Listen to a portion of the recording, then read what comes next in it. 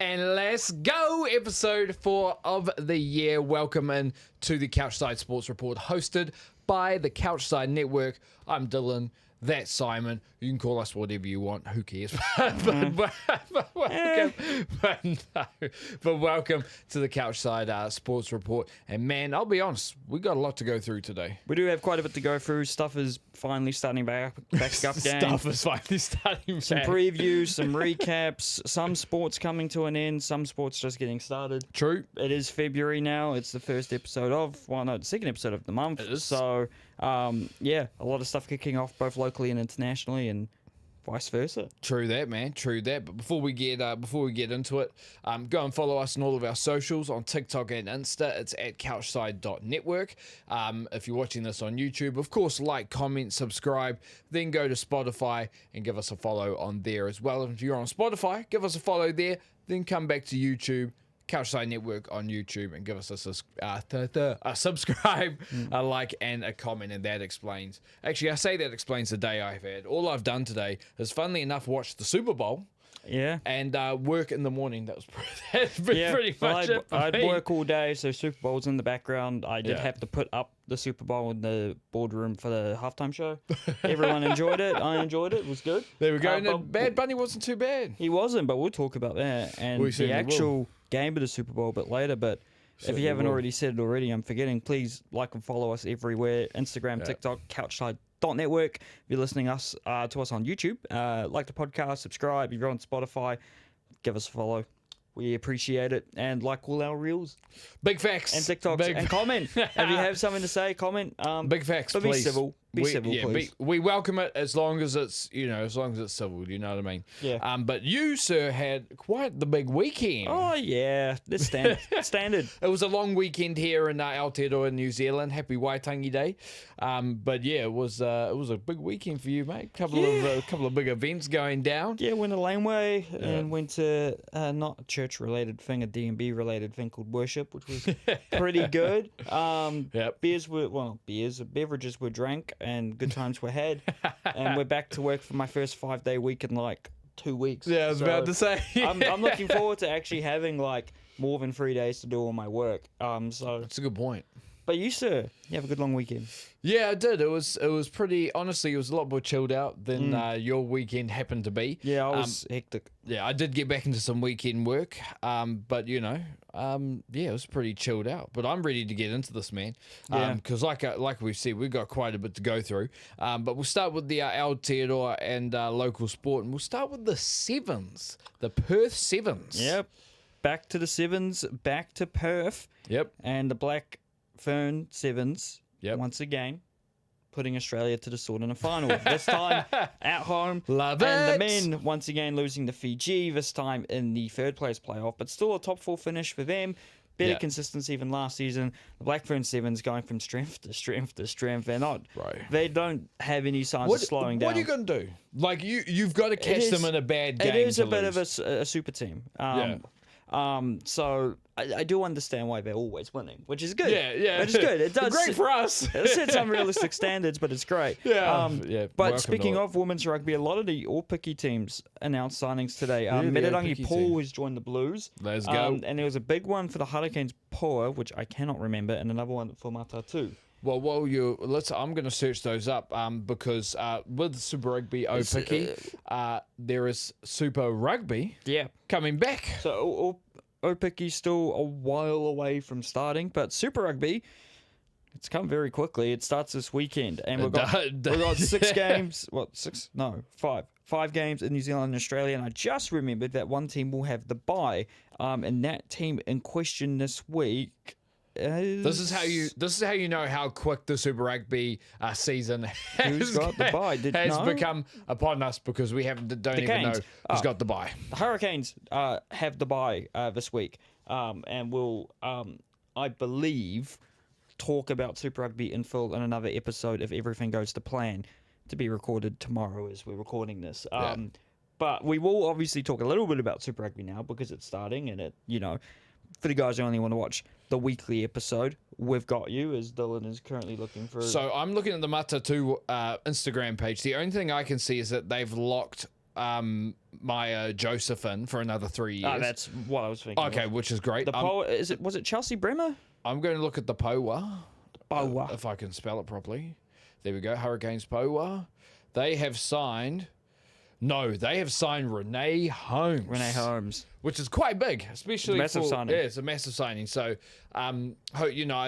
Picky, its first couple of years, including last year, has been quite one-sided. Like the top teams. Oh yeah, like the top teams. You don't know. It's not like one side is one team's dominating, but there's a clear split between the good teams and the bad teams. So that's what I mean. Yeah. So hopefully with signings like this, maybe it starts to even out a little bit, make for a better competition. Oh yeah. But it'll still be a great competition anyway that we'll certainly be watching. And the Super Rugby will certainly be watching as well. But yes, you're right. The Canes and Super Rugby do have the bye. And so with Super Rugby, yes, it starts this Friday at 7:05. Say it, Dylan. What do we have? We have a Southern Classic. We have the Southern Classic in Dunedin. The Highlanders take on the Crusaders at Friday at 7:05. Then we have the all-reliable Australian derby between the Waratahs and the Reds in Sydney on Friday. And then the Pacific Classic. Yeah, so Friday 9:35 Waratahs Reds, and then Fiji and Drua host Moana Pacifica on Saturday at 4:35. The Blues then host the Chiefs at Saturday at 7:05, and then Saturday 9:35 you have the Force versus the Brumbies. They love doing a Blues Chiefs first round, eh? Yeah, and I think they love to do that with the Highlanders and the Crusaders every year. Yeah, it's a good point. So some big matchups. I think all 5 of those games should be pretty good to watch. Maybe the Force Brumbies being a little bit more pre-decided than the others. But obviously the Highlanders have recruited a lot this season. The Crusaders have only lost a little bit of their team.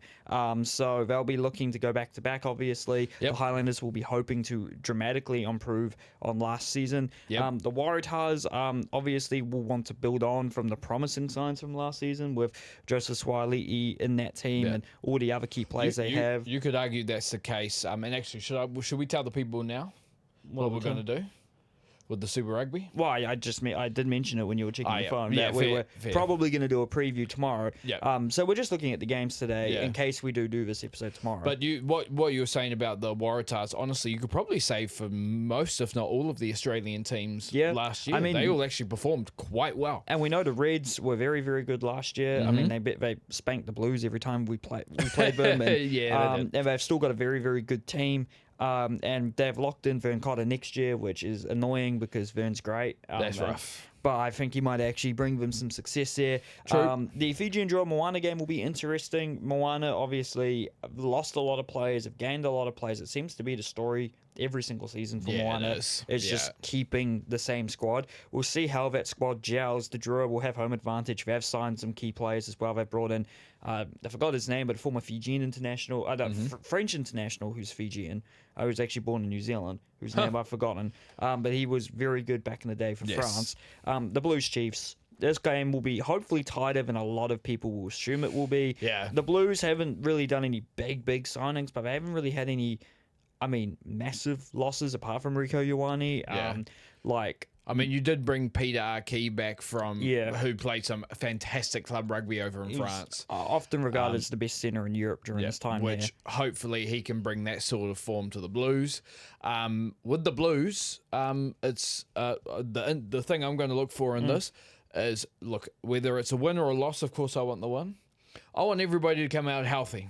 Yeah. Because that did not happen last year. No, we want a healthy team. I'm not entirely sure who's currently injured heading into the season because there's always a few. Sounds like Bowden Barrett's going to miss a couple of games to start as well. But people were saying Stephen Petafeta has looked very good in preseason, so I expect him to start at the 10. I think that's the most realistic. And there's a thing with Stephen Petafeta. Can he stay on the field? We're going to talk about this in our preview tomorrow anyway. But we'll also talk about it a bit today as well. And can the Brumbies carry on being that top Australian team that they always are, which I'm sure they can. And against the Force, they probably will have that confidence on them.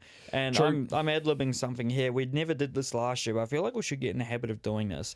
Okay. Predictions for next week, this week's Super Rugby games. Oh, you want winners? We are both going to predict, just like we do on TV, the winning team in the margin. So either 1 to 12 or 13 plus. Okay. So I will go first since I introduced this. Yeah. I think they're going to put in a very valiant effort, and it pains me to say this, but I'm going to have Crusaders 1 to 12. I think the The home Yeah. advantage will carry the Highlanders a bit. Also, the new additions, I think they'll look really sharp. But I think the Crusaders, unfortunately, they are the same team almost. Yeah. They're not going to dramatically get worse, I think. And I think they'll put the Highlanders to the sword. Even more pain. Two things. One, I actually can't wait to see that new Christchurch Stadium in full action. Yeah. What's it called? One New Zealand Stadium. Yeah. It looks great. It's going to be the Super Round as well. It's going to be there. But it pains me even more, the second thing. I agree with everything you said. Everything. Yeah. I still think it's going to be Crusaders 13 plus. Yeah. But I think it'll be one of those games because, both teams are getting into it, things like that. But I think the Highlanders put up a valiant effort. Yeah. But I still think it's one of those close 13 plus games. Yeah. If you get what I mean. Yeah, no, I get what you mean. get what you mean. I just want to give the Highlanders a little bit more credit. Yeah, absolutely. As the neutral, well, not really neutral. And, Crusaders just play. speaking of the Highlanders, just before we move on to the next one, I do want to shout out Tava Nawai, who went out with an injury for the whole of the year. I thought he was going to be out for way longer than he was. Is he already on the mend? And bro is already going to be back for this game. Jeez. Did he get Waisake Naholo's knee doctor? I don't even know, but I'm yet to also hear anything about Fabian Holland. Yeah, but there were reports going around that Fabian Holland had done his shoulder, would be out for the year. But nothing has officially been announced. It's a massive shame if that's the case. Yeah. There's All Blacks repercussions for that. There's Highlanders repercussions for that, of course. If it is true, then we'll talk about it when we're talking about the All Blacks in 4 months. But I'm sure we'll also see it in this game. I'm sure they'll say it before this. But yeah, I do think the Crusaders 13 plus. But I do think the Highlanders put up a valiant effort. On to the next one, Waratahs Reds, and that's in New South. It will be in New South. It's a bit of a tough one, but I'm going to say I feel cheap always doing 1 to 12, but I think the Tars get this at home. I know the Reds are a good team, but I think new season, new hopes. They still have Tane Edmund, or did he go to the Brumbies? No, did he go? I think he might have gone to the Brumbies because don't the Reds have Michael Liner? No, he's long retired. His son. Sorry, yes, Tom Liner. Shout out to Michael Liner, though, great player. I'm going to give the Tars a slight win here. I think they'll want to start the season off hot, as do all teams, but I think this will be a good starting result for them. But I think the Reds will put up an effort, and I wouldn't be surprised if the Reds win this 13 plus either. I think on team success, I think you probably go Reds. Yeah. But I like you. I think it might be a Reds bogey game to start. So I'm going to go 1 to 12 to the Waratahs as well. Moving on though, Fijian Drua versus Moana Pacifica. This one pains me, but I think I'm going to say the draw by 13 plus. Those Fijian conditions are not fun to play in. No. So for any team, and I think the Moana team is so changed from last year. I know the Fijian team's probably had quite a few changes as well, but Moana's team, it's always a massive change. They've lost guys like KT, they've lost Artie for the year. So look, I know they've kept some good players like Whailangi, and they've obviously brought in Laumape, but I think it's going to be, I don't think they're going to get blown out, but I think it'll be like that first game where they just need to get everything together. And the conditions in Fiji, that's what worries me a little bit. I know Moana are a Pacific team, but Fiji's Fiji, So I agree that the Fiji and Drua will win this game. But what I'm going to go off is every single game that these guys have played, it's pretty much been close. Yeah. So I'm going to go Fiji and Drua 1 to 12. But I do agree with you. Moana's always changing. But I do think they have a good foundation there. Yeah. But the Fiji and Drua, in Fiji, tough. I think it's going to be a 1 to 12, just based on how close those games usually are. Yeah. But I have got the Fiji and Drua taking it. Our team, mate, versus the Chiefs. Who you got? Blue Chiefs, all biased. Blues 1 to 12. I've just got confidence. I've got confidence that we'll kick off the season good as opposed to last season.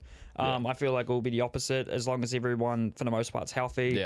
I know we lost our first preseason game. Preseason doesn't matter, but we won the second one as well.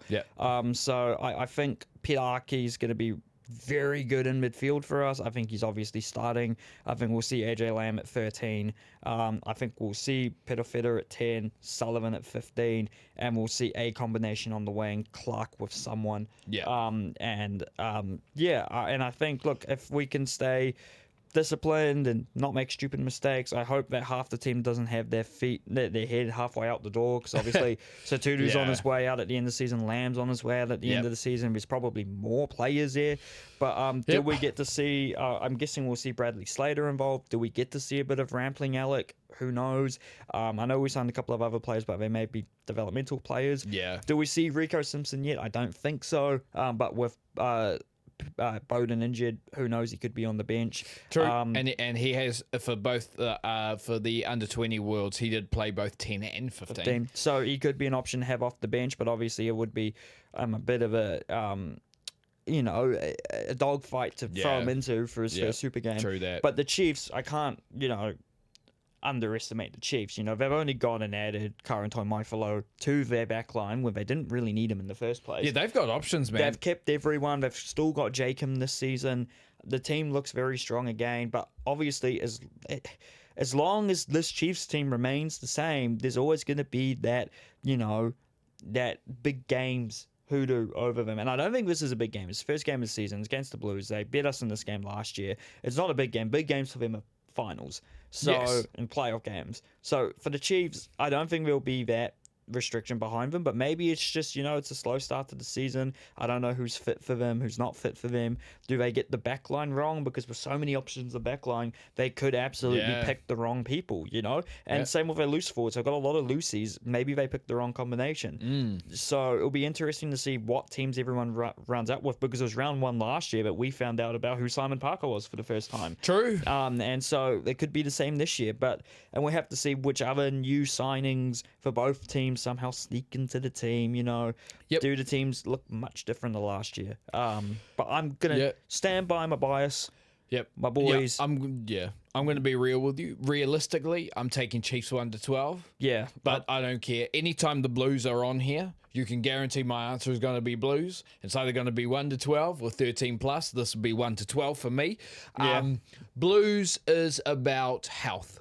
Yep, it's about health. With the Chiefs, you're right. It's about combinations. My God, have they got options though? Yeah. Nanai Satudu, for some reason, I'll be honest, it's that's still what I was there. thinking. It's still there. I think he played preseason at fullback, which I think I suggested is probably where he was going to end up because of the amount of players they've signed. So, but the only problem is, I say the only problem. It's a great problem to have. You have Leroy Carter and Moni Nadawa, who are both All Blacks. And you've got Kyron Tomoifalo, who was one of the top, if not the top try scorer last year. And come on. And dude. he's not quite a fullback, Tomoifalo, so it worries me that he's been signed to be on the bench, which is like, what's the point? Yeah. And if you're having him at fullback, then okay, so D-Max at 10, so Josh Jacobs on the bench.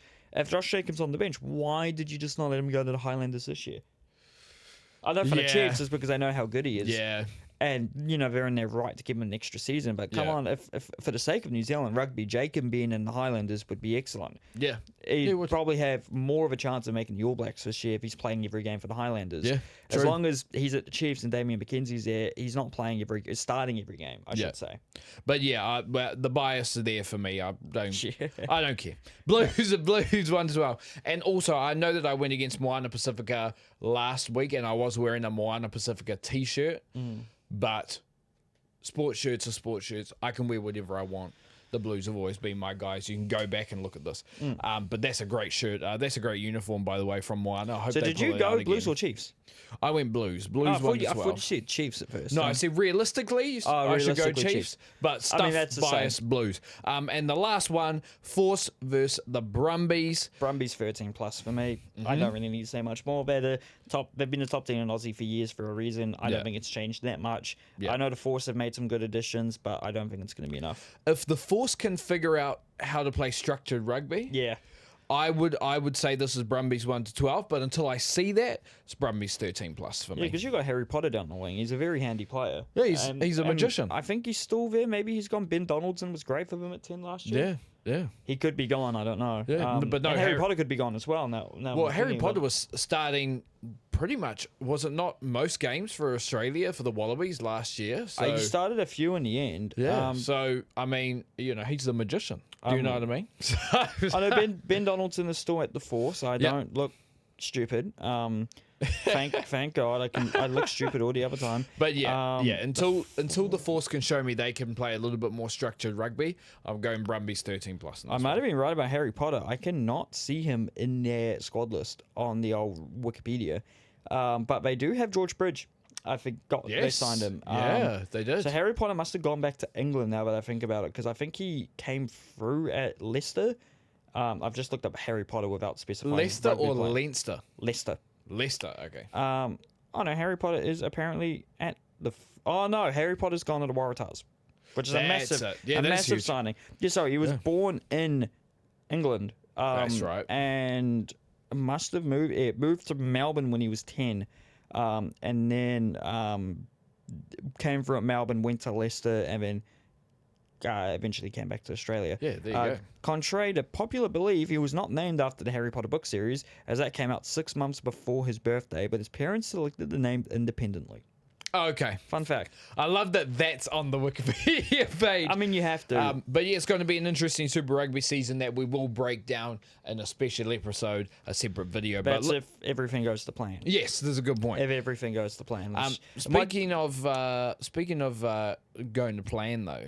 Speaking of going to plan, it did for Auckland FC. Yeah, but it didn't for the Wellington Phoenix. No. As we move over to the A-League, the Wellington Phoenix go down at home 2-3 to the Melbourne Victory to go down to 11th on the table. Despite a goal from Carlo Alimento and an own goal, the Victory were able to take the 3-2 win. Next week, they face the only team below them, and it's still a tough game on paper, the Western Sydney Wanderers. Yeah. And that's in Parramatta on Friday at 9:35 p.m. A must-win game for the Knicks. They're still not that far off the top six, but they've got to get these wins. But they did announce the re-signing, and this is an annoyingly good signing. But it makes sense, because I don't think you fit him in at Auckland at the moment. But Sarpreet Singh has returned to the A-League. He's returned after initially moving to go to Bayern, spending on time at loan at Germany, ending up in Portugal. He was in one of the Balkan countries. Yeah, it was quite a journey. And now he's back here, 25-26, still in all white on this day. I think he'll tear the A-League up. I hope he does. Hope he stays fit. Yeah. He didn't play in this game, obviously. But the Knicks have already signed Toy Loma, obviously. They've brought in this guy from Hearts who looks very good. So I think, if all of those pieces start clicking, then they might be a decent team come the end of the year. Yeah. End of the season. And start of next season, they keep enough of those players. It might not be that bad. It's a good point. But for New Zealand football, a good Knicks team is good for New Zealand. But Auckland get a much needed 1-0 win over Sydney. Now, I was at this DMB thing called Worship, and the data was so bad, the service was so bad, I could not look up the score for this. So I had to text multiple people what the score was. Thankfully, a friend of the podcast, Gabe, got in touch. Oh, Gabe came through for the boys. I just was, hey, mate, can you please text me the Auckland FC result? I'm at Worship and the data's shit. He's like, no worries. We won 1-0. Sam Cosgrove scored in the 20th minute. I didn't watch this game, so I can't really comment what happened, but from what I know, Michael Veld put in a much, much better performance. Because last week, and I don't even know if we spoke about this, but Ollie Sale played his first game for Auckland FC, ends up getting injured. He's had surgery. Is out for 6 to 7 months. Jeez. So the Auckland have signed a replacement goalkeeper. I think Matthew Hilton from one of the Australian NPL teams. I don't know if he'll play, but it's good to have a backup. Apparently, he's been very, very good in Australia. All right. So can't complain. But apparently, Michael Vaughn had a much better performance. Sydney are a decent team, but we do play them somewhat recently. Not recently. Soon. Again soon. Because we were supposed to play them around the Christmas break, but the game got called off. We'll face them. No, we don't play this week. Auckland FC do not play this weekend, but they play on Tuesday at 9 p.m. in Sydney against Sydney FC. Before the next Kiwi derby is on the 21st of February at 5 p.m. in Wellington. But with Newcastle beating Adelaide 3-2 overnight, it means they remain first, and Auckland FC are now 2 points behind in second. That's fine. Auckland are 3 points clear of Sydney, and not the Wanderers, Macarthur. Wanderers are 12th. I remember it was Macarthur. But in the Off-Course Pro League, moving on, Circuit 2 finished up in Papua New Guinea. That'll never not make me laugh, man, that we came up with that shit. Auckland FC got a 4-0 win over Tahiti United, but did suffer their first loss of the season, 3-1 to the Solomon Kings. The South Island United drew 0-0 with the Kings before defeating PNG Hikari 1-2. Circuit 3 starts in Melbourne on Saturday, the 21st of February. Auckland FC will play South Melbourne and Tahiti United. South Island United will face Tahiti United in South Melbourne, while Auckland FC and South Island United will face each other as well in their second meeting against each other. Auckland FC still on top of that table, 4 points clear of South Melbourne, who have a game in hand. Vanuatu United and PNG Hikari are still winless. Vanuatu United had 3 plays shown red in their loss to South Melbourne a few days ago. In the one game? In one game. 2 were double yellows, but 1 was a straight red. Jeez. So that's nuts. Come on, brothers. As we move on to the ANBL, Dylan's expertise. A little bit of my fang. His fang, and it is the business end of the ANBL season. Yep. 2 rounds to go. 2 rounds. DC Splash, take it away. 2 rounds to go. So this is how we're going to rock and roll. What I'm going to do first is actually find the table, the ANBL table, which I've got. But let's go through the games. So it started off with our Breakers losing to the Southeast Melbourne Phoenix, 114-83. That is not good. Not ideal. And then the Illawarra Hawks get a big win over the 36ers, 100-99. Illawarra at the moment, if I look at the table, are 8th and Adelaide are 1st. So that's a big one. JaVale McGee doing the work there. The Tasmania Jack Jumpers did beat the Bullets and took them to task, 114-70. Then the Wildcats got a win over the Taipans, Cairns Taipans, 98-84. And then the Breakers got a very good win over the Illawarra Hawks, led by JaVale McGee, 106-95. And then the Adelaide 36ers did beat Melbourne United, 87-76. Melbourne United not in some great form at the moment. The Sydney Kings then beat the Southeast Melbourne Phoenix, 114-88. The Cairns Taipans did beat the Bullets to end the round, 81-72. So with 2 rounds to go, I'm not going to lie to you, it's going to be pretty tough for Breakers fans because I'm not sure the Breakers are making it. But Adelaide are still first. The Sydney Kings could actually technically take over the Adelaide 36ers. They are actually have a game in hand, but they're second. And then 3rd, 4th, and 5th. Well, actually, 1st to 5th is already locked in. It's going to be the 36ers, the Kings, the Southeast Melbourne Phoenix, the Perth Wildcats, and Melbourne United, that no matter what are going to make the playoffs. The order can still change around, but that's the 5. The 6th spot still technically up for grabs. The Tasmania Jack Jumpers hold it with a 14-17 record, and the Breakers are next up with a 12-19 record. But the Illawarra Hawks are close, and then you've got the Taipans, who have only won 9 games, and the Brisbane Bullets, who have only won 6. The Breakers really needed a win last week against the Tasmania Jack Jumpers, and it was a close game. They just didn't get it. So they'll need some games. They'll probably need Tasmania to lose their next 2 games and us to win our next 2 games in order for us to even have a chance. And even then, I'm not sure if that'll be enough. Yeah, it's going to be a tough one, for sure. But we have to see what happens. Yep, true that. And the Breakers just announced, I think it was a new CEO. Yeah. So there's definitely going to be some changes next year. So You'd think, yeah. So we'll see what happens. But that's your little ANBL update. But let's get into the international sport, and by far the biggest event that happened, or at least today in sports, was Super Bowl 60 between the Seattle Seahawks and the New England Patriots. We both predicted that the Seahawks would win this, and my goodness, did they win this, winning 29-13. This was very much a battle of the defenses. Yep. The first half was a lot more tight, but however, the Seahawks still had, I think, a 9-0 lead at halftime. Yep. They looked very, very good. The New England defense was holding up very well as well. Both Sam Darnold and Drake May weren't able to get much up the field in that first half, but then Bad Bunny came on. Absolutely had a great show, and the second half was much, much better for the Seattle Seahawks. Yeah. Seattle ran in 17 points in the fourth quarter, already 12-0 up, although New England did run in 13 of their own. Yep. In terms of individual quarterback stats, Drake May went 27 for 43 for completions, passing for 295 yards, 2 touchdowns, but threw 2 interceptions, and was sacked 7 times. equaling the Super Bowl record held by Roger Staubach in Super Bowl 10. So that was, 50 Super Bowls ago? Yep, and that was against my Steelers as well. Of course it was. And Joe Burrow a few years ago.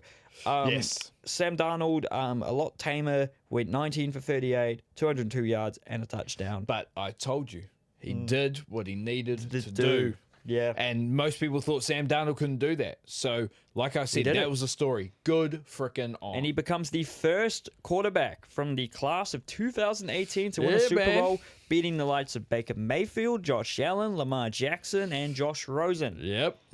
So If Josh Rosen comes back and wins the Super Bowl, that'd be goated. that'll be That's Kurt what I Warner don't- levels of comeback. You Oh, know? true that, man. But shout out to Seattle's running back, Kenneth Walker, the third winning MVP. And well deserved. I think he had the most rushing yards in the Super Bowl outside of Terrell Davis in the Super Bowl back in the 90s for the Broncos. Wow.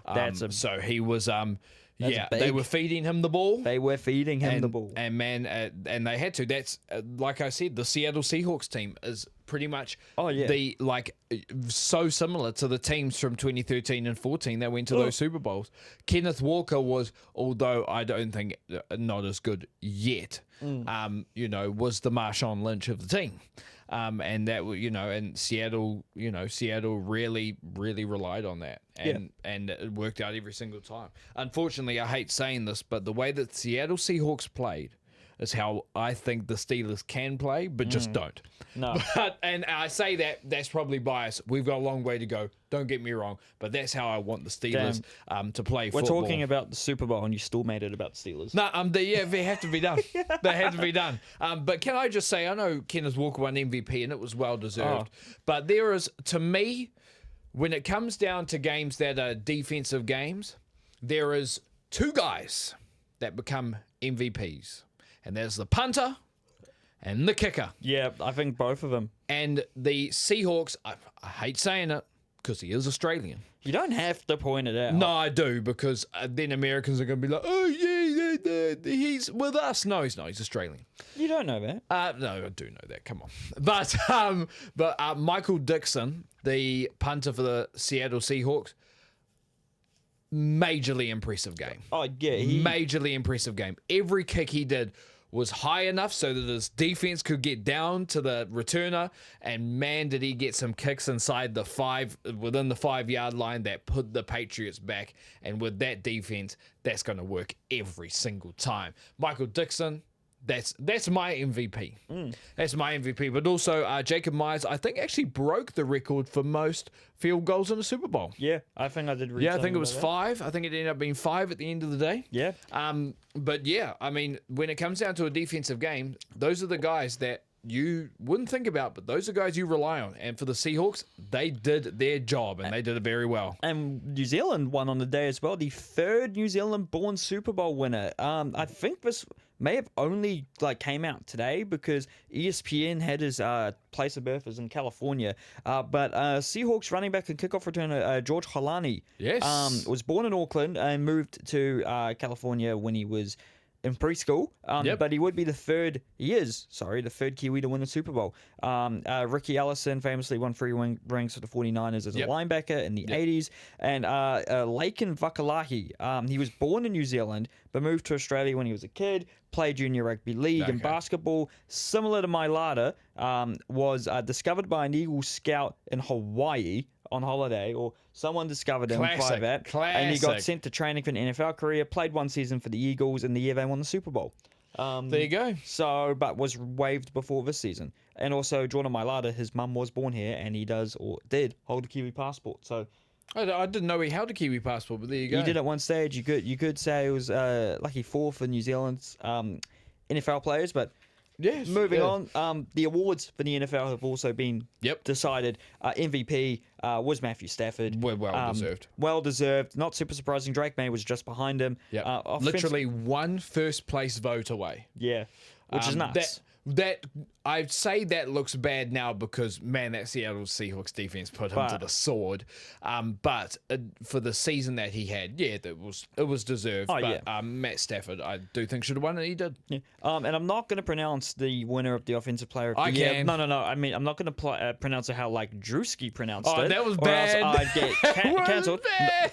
I thought you were about to repeat it. No, Don't you dare. of course not. Jackson Smith and Jigba. There you go. Won offensive player of the year. Didn't do too much in the Super Bowl for Seattle, but he's been excellent all season. Yeah. Defensive player of the year was Myles Garrett. It had to be. He broke the sack record. One of, if not the best defensive players of all time. Obviously, he's got the knock on the door of, what's his name? The guy, Giants? Oh, Lawrence Taylor. Lawrence Taylor. Yeah. Maybe if Myles Garrett would move on from the Browns and win something, then maybe. But he did commit to the we'd have Browns. that conversation. And a really cool former Arizona wide receiver, Tetaroa McMillan, is one offensive rookie of the year. I remember he was tearing it up in college. But I was like, oh, he's got a Polynesian name. Hopefully he gets to the league, and he did. And look at him now. Big facts. Cousin Schwishinger. Defensive Rookie of the Year. For the Browns. Protector of the Year. Didn't know this was an award. It's the first time it's ever been given out. I'm glad they finally have an award for the O-lineman. So it's for the O-lineman. And it's gone to Joe Tunney. Yep, Joe Tooney. Is it Tooney? Yeah, Joe Tooney, of the Chicago Bears. Oh, yeah. Yeah, makes sense. And Mike Vrabel, who we talked about last week, Coach of the Year. And unrelated, but announced at the same time, the Hall of Fame class for this year has been announced, and it is one of the most loaded ones we've had in a very long time. But there is one name missing that we've talked about last week. Bill Belichick should be there. He wasn't. But you've got Luke Kuechly, who becomes the second youngest Hall of Famer ever. Yeah. You've got Drew Brees, well deserved. Yep. Larry Fitzgerald, well deserved. Roger Craig, who was a running back for the 49ers back in their dynasty in the 80s and 90s. Surprised he wasn't there already because he kind of revolutionized playing the running back. It's kind of what it is now with the pass catching out of the backfield and stuff. And also probably the greatest kicker of all time, Mr. Adam Vinatieri. Yeah. Was going into the Hall of Fame class of 2026. But I honestly, I can't really argue with any of those awards there. I think they actually got them pretty spot on. I think Phillip Rivers would have been in this, but he decided to come back. So true. And also they did have Comeback Player of the Year, which I forgot to put on here, which was Christian McCaffrey. Yep. That is absolutely fair enough. Absolutely as well deserved. Yeah. As we move on, the NFL is done till, well, not really done. We've got the draft in April. We'll cover it. It'll be interesting to see. And guess what city is hosting it?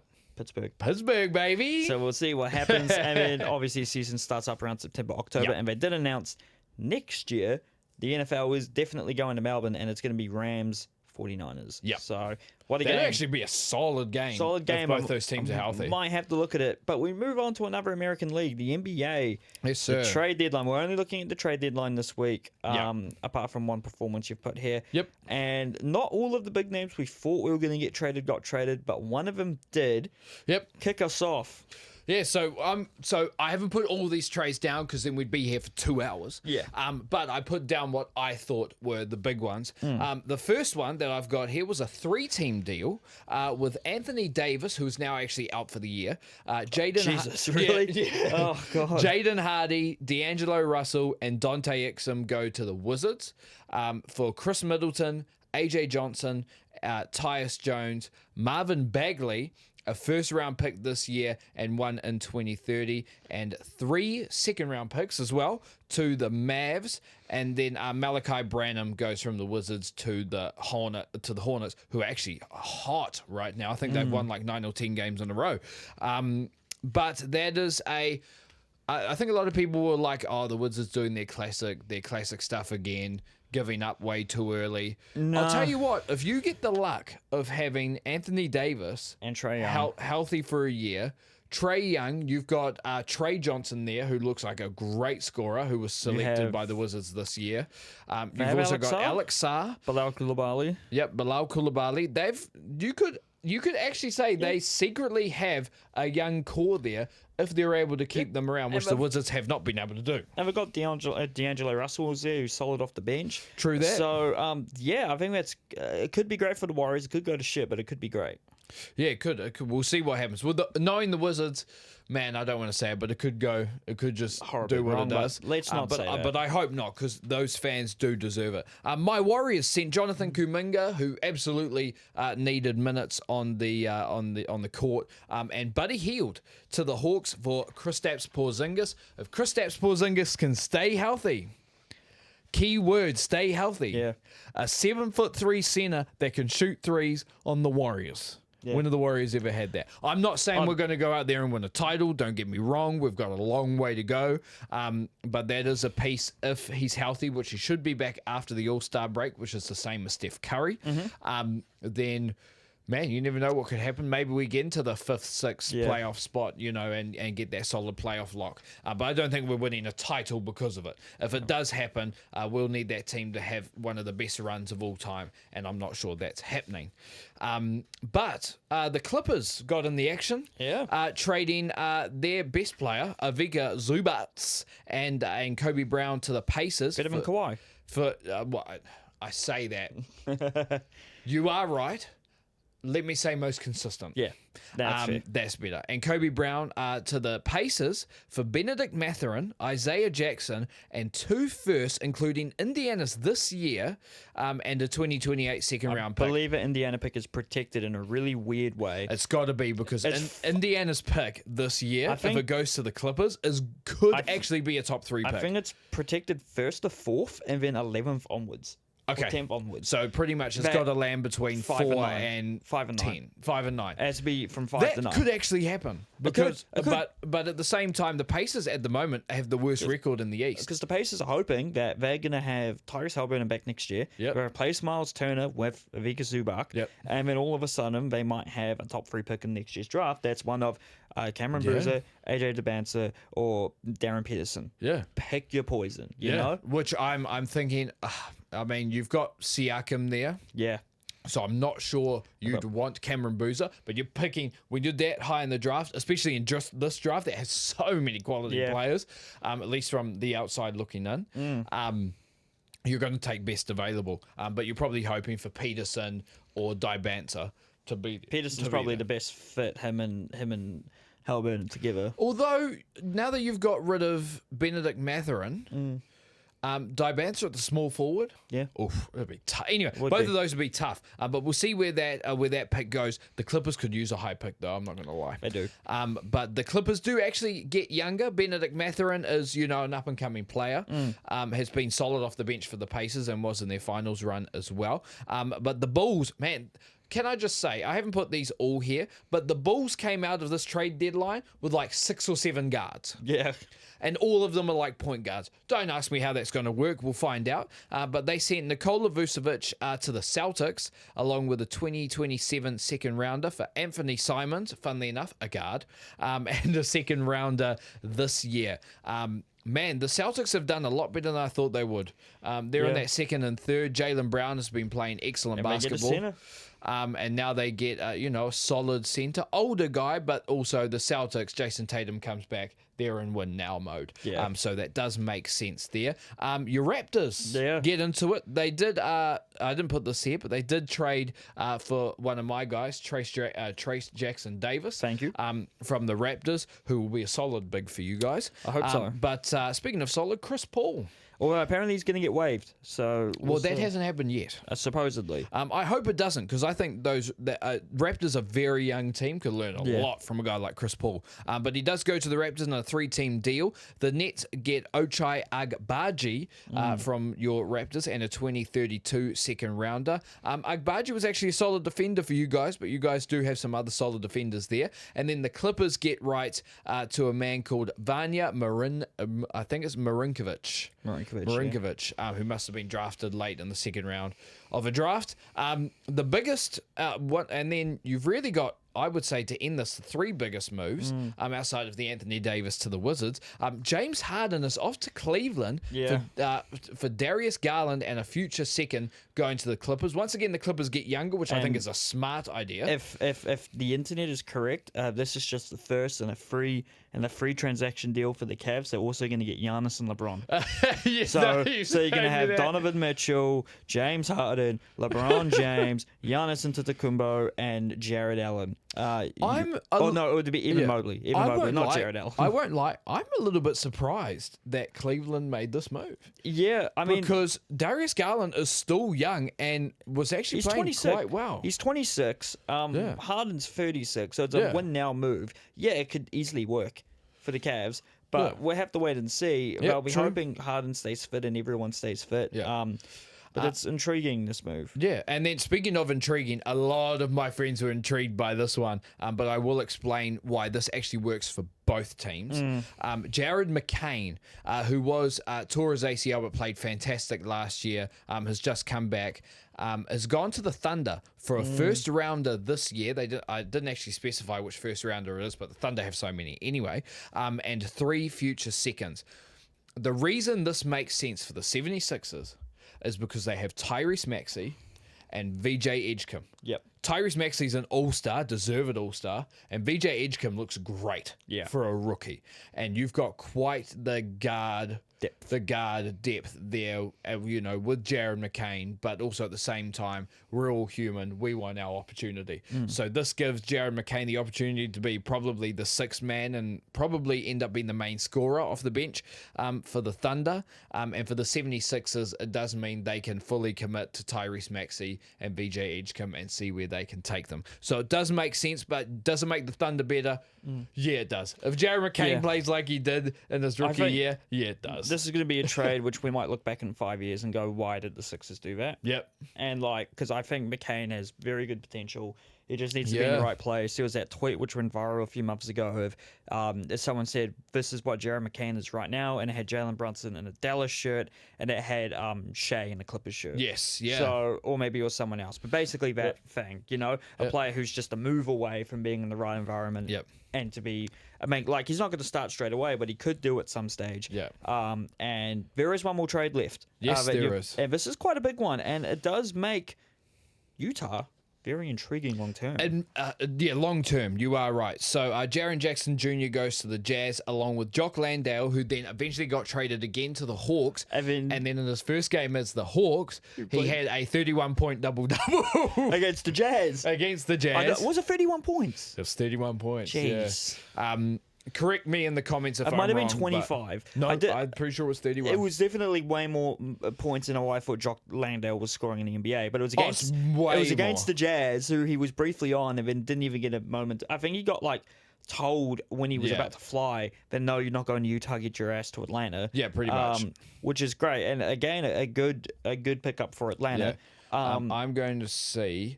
Against Utah. No, you were right. It was 26 points and 11 rebounds. It's crazy. Wait, and what? And 4 blocks. Yeah. And 4 blocks. Jeez. He had a game. Fair enough. But yeah, there's a lot of players. So Jock Landale was part of that. John Concha and Vince Williams Jr. go to the Jazz along with JJJ, Jaren Jackson Jr. for Walter Clayton Jr. Kyle Anderson, aka Slow-Mo, Taylor Hendricks, George Niang, and 3 future firsts. So Memphis kind of going into a rebuild again with this move, especially with the 3 future firsts. And man, I'll tell you what, the Jazz have quite the big man lineup. Long term, I know they've locked up Larry Markkinen. Do you know long what's crazy? Term. I did not realize that Larry Markkinen was 7'1". He's 7'1". I thought he was smaller. I did not realize he was 7'1", and now it all makes sense. Yes. So, there you go. But yeah, so that's going to be quite the big man lineup because Jaren Jackson is I think a former defensive player of the year actually, but a great defender and can shoot the 3 too. And so if they can figure that out, they got 3 future firsts for Jaren. Imagine what they might be able to get for Jar, because I wouldn't be surprised if they blow it up a game. Yeah, absolutely. You never know. But in terms of just games in the NBA as well, I just wanted a quick shout out. Stephon Castle popped off for 40 points, 12 rebounds, and 12 assists, a 40-point triple-double, joining the Admiral David Robinson as the only Spurs players to ever do that. that. Man, the Spurs look good, He bro. bet Wemby to that. He bet Wemby to that did. stat line, which did. you'd think that is a Wemby stat line, 40 points, 12 rebounds, 12 assists. Trust me when I say Stephon Castle. There's two players on the Spurs right now, Stephon Castle and Carter Bryant. Both of those guys are going to be solid, like glue guys that you need on a championship team. They have the potential to do it, and man, Stephon Castle showing that. But that's a little NBA trade deadline recap. So we'll see how all of those work out, and hopefully for my Warriors, Mr. Tingus Pingus, Kristaps Porzingis. Who the fuck is this? Dingus Bingus. Hopefully he puts in work, maybe turns the clock back a little bit, but we'll see what happens. But let's move on to one of your expertise, man, a little bit of the Premier League. Also you these days. Although I did watch the last game of this one, but get us some results, my man. What's going on? Some very intriguing results for the Premier League. Leeds United, a much-needed win, a relegation 6-pointer against Nottingham Forest 3-1. Manchester United have won their fourth game in a row. They're on a roll, dude. 2-0 against Spurs. The United Strand may have to cut his hair this week. I only found out about that guy yesterday. Yeah, he's been doing it since 2024. Friend of the show, Reese, showed me this guy. Knows. I was like, what is this, bro? And it's just, I'm going to cut my hair if we win 5 straight. And I'm like, oh my God, it might happen. he's been doing it for like 900 or so. I'm not sure.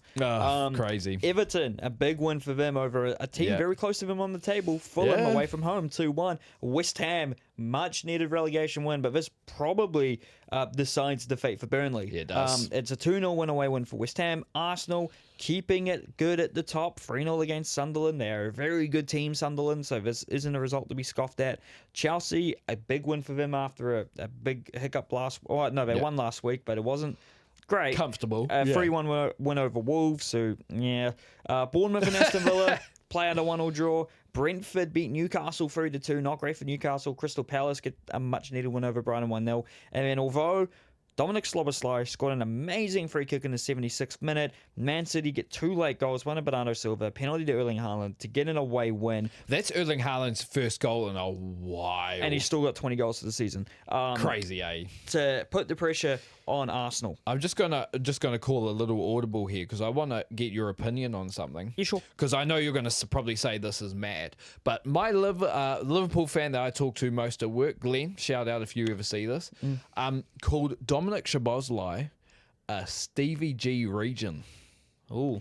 Yeah. I mean, which is quite the take, but I also don't know why. They're playing Szoboszlai at right back, and I get it. He's good there, but I don't know if he's still playing. Oh, did he play there in the last game? I thought he literally played right back here because they start McAllister and Gravenberg, but I think Szoboszlai should be starting there. Oh, he should be in the midfield. I get it. I get what he means by that. I mean, if he's talking about just like the screamers and just that type, then yeah, sure. But Stevie G's also the guy who was from Liverpool. The guy who was at the club for 15 years and may have been photographed in an Everton shirt as a kid. But I'm just gonna say, man, I love the way Szoboszlai plays, and I think he should be playing in that central midfield with probably Gravenberg.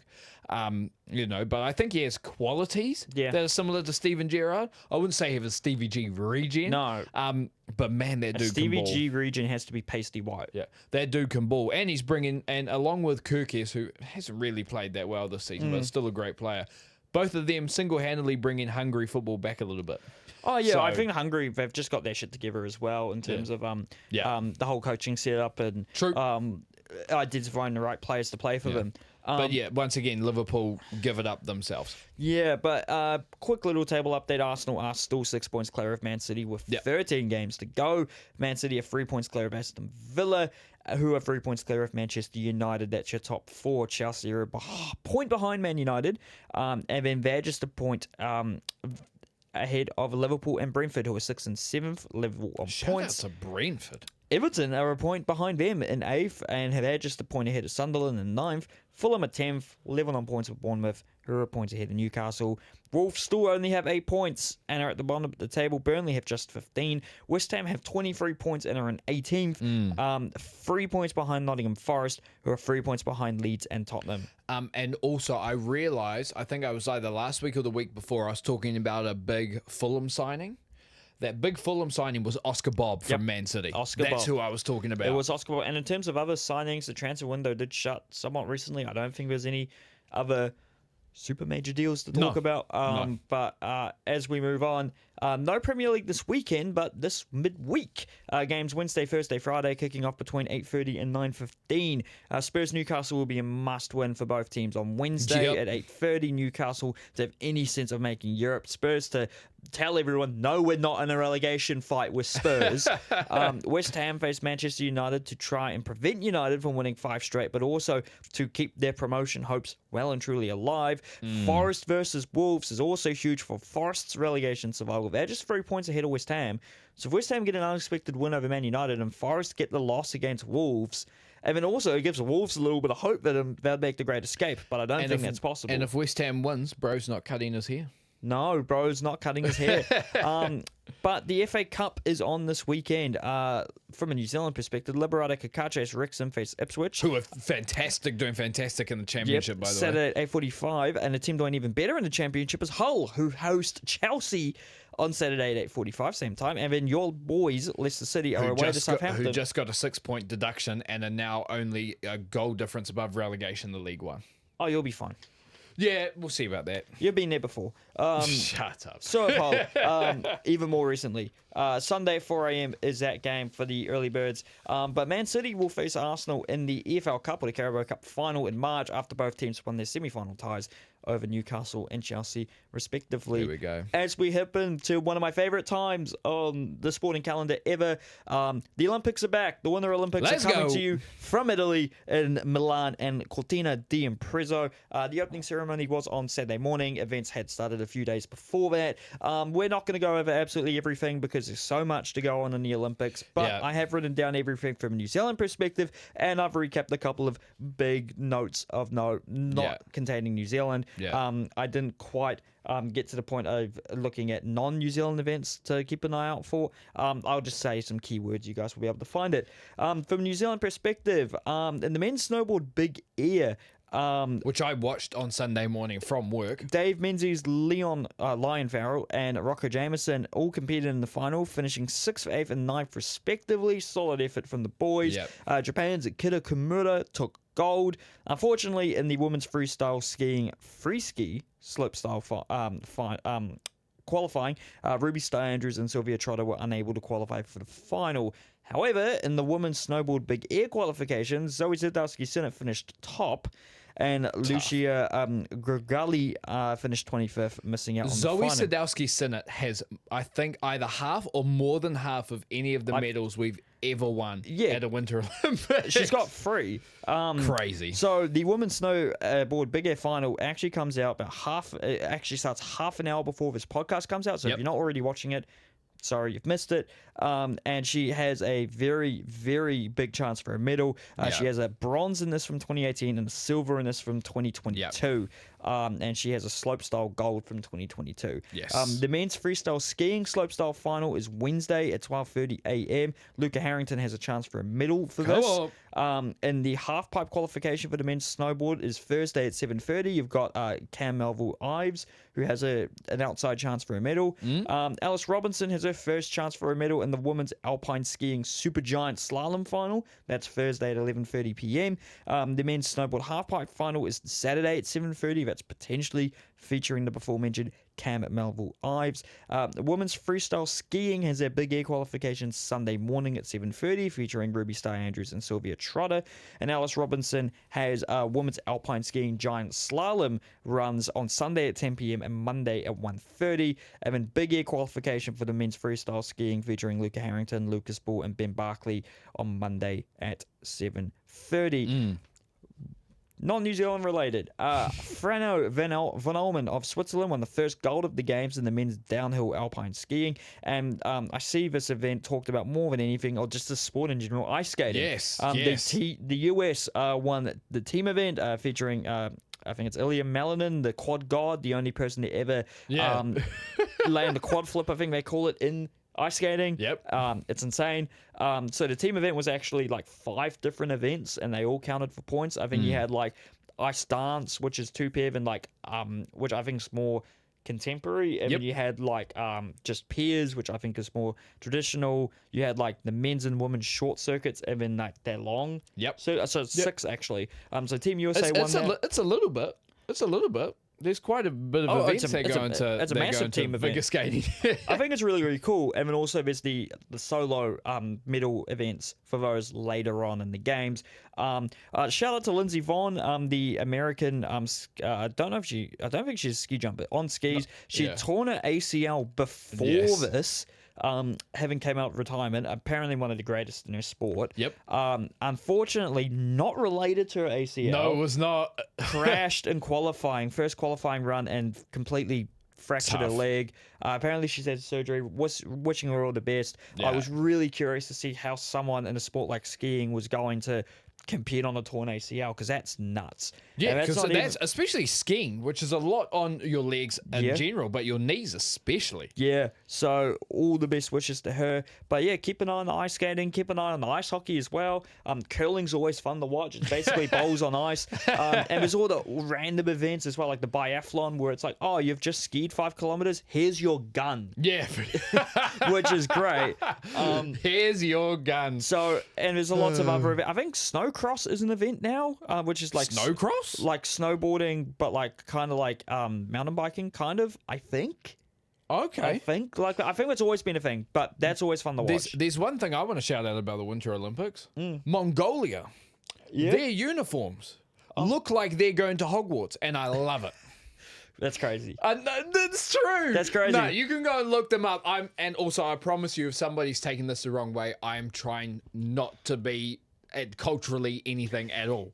But no, we're all Mongolia supporters here. Yeah, those get us to Ulaanbaatar. We'll be more than happy to come. Get us to the desert, brother. But yeah, I want to ride a horse. I can do that in New Zealand. But it's not the same. Do you know what I mean?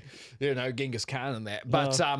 But yeah, no, the Mongolian uniforms look awesome, and it looks like it looks like they're going to Hogwarts. That's one of the best parts of the opening ceremonies is the uniforms. Everyone remember when everyone lost their mind over the Tongan guy being oiled up at Rio? Yes, like everyone's like, oh my god, it's like, have you never been to Polyfest? Yeah, you need to come to New Zealand. You need to come to Aotearoa. You find out. I've been at a school call at like 17, 18, watching my sister not compete, but she was in the Indian dance group one year, and like watching the Samoan group, and like I forgot what the main woman is in it, but she's all oiled up because all the aunties come and just like slap money on her. Yeah, and I was like, okay. Yeah, that makes sense. Sounds good to me. You know? But no, that's their culture, man. But that's what I want to say. Like that, you know, that those uniforms looked awesome for the opening ceremony for Mongolia. And like I said, it's an awesome part of the opening ceremony. You get to see and experience more cultures, and I think some people need to do more of that. Looking at all the people who were unhappy with the Super Bowl this year, fix yourself. You're the snowflakes here. No, Bad Bunny had a great time. Bad Bunny was great. But are we gonna end it there? Well, just updating the medal tally. Yes, go for it. Norway lead it with 3 golds. They always seem to be up the top. They have the most golds, I think, in Winter Olympic history. I mean, look at their country. It's all cold. Yeah. The US have 2, and they're the only teams with more than 1 gold. No medals for New Zealand yet, but if Soi Sadaki Senate is on form, we'll probably get another one, maybe 2 more, and there are definitely chances for Alice Robinson, and also with I think Luca Harrington and maybe Cam Melville Ives. Could be a record-breaking Winter Olympics for us. We had 3 medals in 2022. That was our best ever haul, including 2 golds. Can we do it again? I sure hope so. But on that bombshell, are we going to leave it there? I think because I'm going to start a new thing that I'm going to do from now on. But it's very simple. So as soon as we say we're going to end it, I'm going to do this. And we're done. Oh, you're just gonna make it more difficult for yourself. I've got what? We don't have notes on an ending. No. I mean, you have to go pick it up. You have to bend over and use your back. You need to go to the gym more. Yeah, I haven't been in a week. I've been busy. I've been busy. Oh man, no, you have been. But yes, we are out of here. Thank you so much for watching. Thank you so much for listening. Thank you very much. Go and follow us on TikTok and Instagram at CouchSide.network. Go and like and comment on there. Start a conversation. Please. As long as it is civil, you won't get banned from us. No, exactly. You're good there. And then if you're on YouTube, like, comment, subscribe. Then go to Spotify. Go follow us on Spotify. And then if you're on Spotify after you follow us, go to YouTube, CouchSide Network, search that up. You'll find us. Like, comment, subscribe, and watch on there. Like, follow, everything. Please do it. Yeah, man. But yeah, that is us for the week. We will be back next week or possibly later this week. We just have Yes. to iron out a few kinks. Very but true. we hopefully should have another episode coming out later in the week for Super Rugby. little We already special Super kind of Rugby previewed episode. it a little bit. We didn't Yeah. say exactly who we thought was going to win the whole thing, but hopefully we're here to talk about it tomorrow. But thank you for having me here, Dylan. All good, mate. Thank you for jumping on as always. And on that bombshell, do you want to see us out? You know how we does it. Couchside out. Couch side out. Nice. Good pop. That was